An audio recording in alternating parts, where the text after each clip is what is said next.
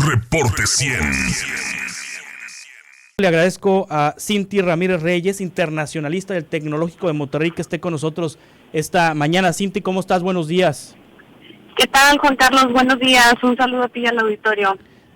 Se pronosticaba la semana pasada que el fin de semana terminaría esta guerra, porque Rusia tomaría el control absoluto de Ucrania. Después, el lunes, se dijo que el día 2 de marzo, Vladimir Putin ya había puesto como fecha límite para terminar con la guerra. Pero todo parece indicar que no, se ha extendido en el tiempo. Cinti, ¿esto va para largo? Pues mira, Juan Carlos, lo que se hablaba desde un inicio respecto a los planes rusos en esta incursión tiene que ver con una operación de corta duración, pero en términos de estrategia militar estaríamos hablando de una operación que Vladimir Putin esperaría que durara alrededor de 6 u 8 semanas.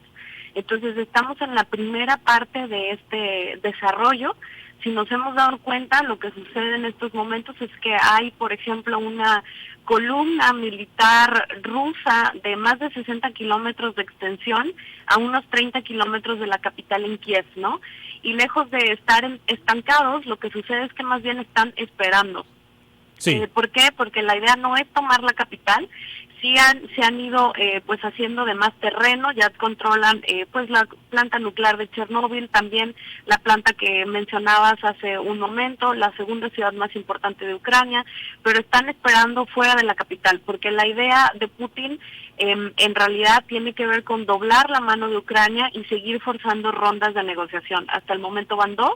Pero parece que Rusia está preparada para una incursión de entre 6 y 8 semanas. Sí, la población civil está resistiendo en Ucrania.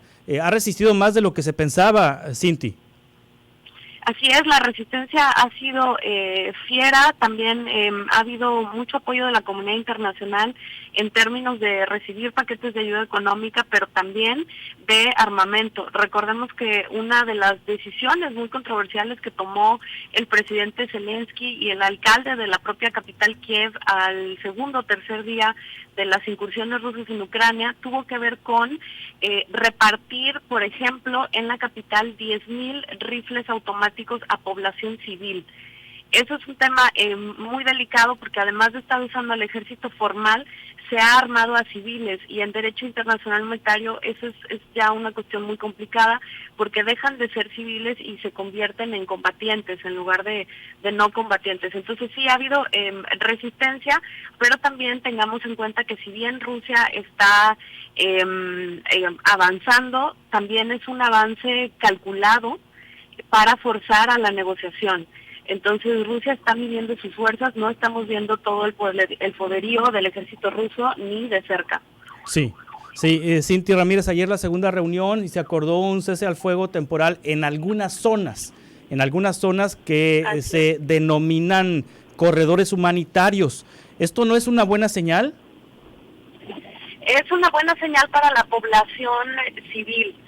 Justamente lo que emerge el día de ayer es en voz de quien es el jefe encargado de las operaciones de emergencia humanitarias de las Naciones Unidas, que plantea que se acordó justo como parte de esta segunda ronda de negociaciones que se establezcan una serie de corredores humanitarios garantizados tanto por Ucrania como por los rusos. ¿Qué quiere decir esto? Quiere decir que se establecerían una serie de trayectos, digamos, que pudieran ser opciones para la población civil ucraniana para salir de los lugares que están siendo atacados, y el hecho de que Rusia y Ucrania accedieran a esto implica que hay cierta protección para los civiles que decidan tomar esas rutas.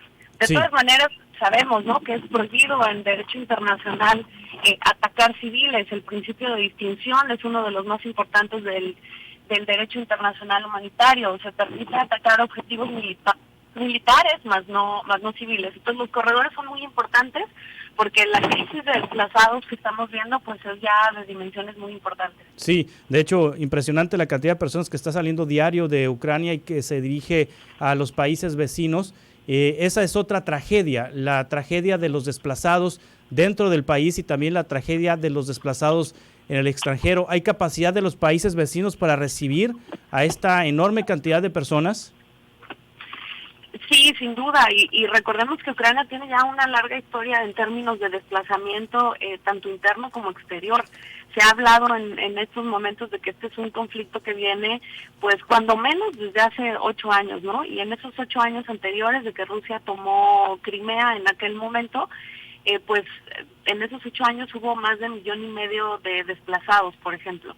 Entonces ha sido un flujo pues constante. Ahorita estamos en un momento crítico, álgido desde luego, y los países que están alrededor pues ya han declarado que están poniendo planes pues para protección inmediata y temporal de esas personas que están siendo desplazadas. Sí. El problema siempre en estos conflictos, Juan Carlos, auditorio, tiene que ver con que los países de acogida pues no necesariamente diseñan planes de mediano o largo plazo para protección de esta población civil. Es decir, nos centramos ahorita por la atención mediática y todo esto en la acogida, pero ¿qué sucede si estas personas tienen que quedarse fuera de su país por más tiempo, ¿no? Entonces tenemos que pugnar como personas que estamos siendo testigos de esto, para que los países que están recibiendo diseñen planes que sean de mediana y larga duración, ¿no? Planes de permisos de trabajo, por ejemplo, cuando menos a 3 años y cuestiones de este tipo. Sí, finalmente, Cinti Ramírez Reyes, internacionalista del TEC de Monterrey, el papel de México, ¿cómo se ha visto el papel de México en el mundo en este conflicto?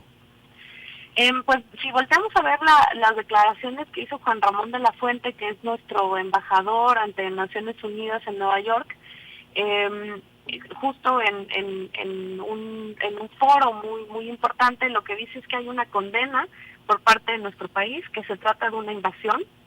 Señala incluso pues pasajes anteriores de la historia diplomática de nuestro país en los que México se ha opuesto a otro tipo de invasiones perpetradas en aquellos momentos por países como Francia o Italia, por ejemplo.